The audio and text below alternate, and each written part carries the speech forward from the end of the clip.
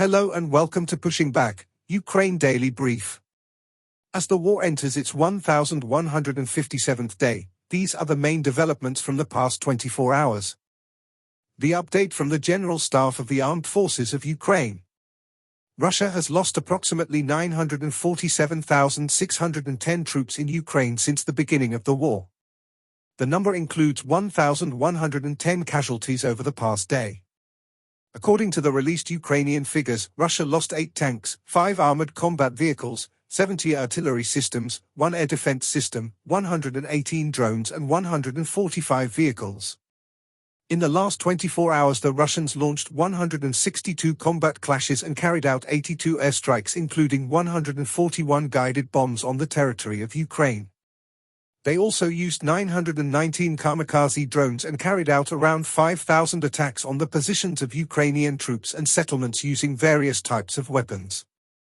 In its latest intelligence update on the Ukraine conflict, the Institute for the Study of War reports, Ukrainian and European representatives reportedly presented the United States with a proposal to end the war in Ukraine during the multilateral talks in London on April 23.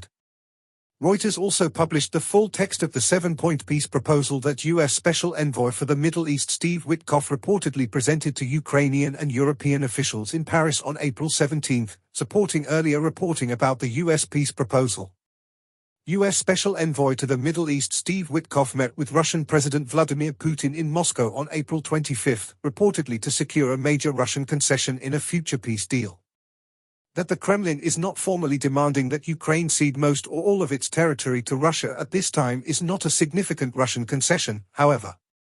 Russian officials continue to intensify narratives used to justify Russia's invasion of Ukraine in order to set conditions to justify future Russian aggression against European states and control European defense policy in the Kremlin's reflexive control campaign. Unknown actors assassinated the deputy head of the Russian General Staff's main operational directorate, Lieutenant General Yaroslav Moskalyk, in Balashikha, Moscow Oblast, on April 25. Ukrainian forces recently advanced in western Zaporizhia Oblast. Russian forces recently advanced in Sumy and Kursk Oblasts and near Pokrovsk. Zelensky was in Italy for Pope Francis' funeral. He held various meetings before and after the ceremony. Firstly, Zelensky met U.S. President Donald Trump in Vatican City to discuss urgent steps toward a full, unconditional ceasefire and a durable peace for Ukraine, with Zelensky calling the meeting a potentially historic moment if it delivers real results. Secondly, Zelensky met with European Commission President Ursula von der Leyen to strengthen military support, push Ukraine's EU membership talks forward, and prepare a new EU sanctions package targeting key sectors of Russia's economy. Thirdly, Zelensky and President Macron discussed advancing a full ceasefire, applying pressure on Russia, and strengthening Ukraine's air defenses following recent Russian attacks. Lastly, Zelensky and Prime Minister Starmer agreed on the urgent need for a full ceasefire and strong security guarantees to secure a lasting and just peace. Ukraine's First Lady Alina Zelenska met Austria's Doris Schmidauer to thank Austria for its support, discuss aid for Ukrainian children, and explore further joint humanitarian initiatives. Thanks for following today's updates. Please don't forget to like and subscribe for more content.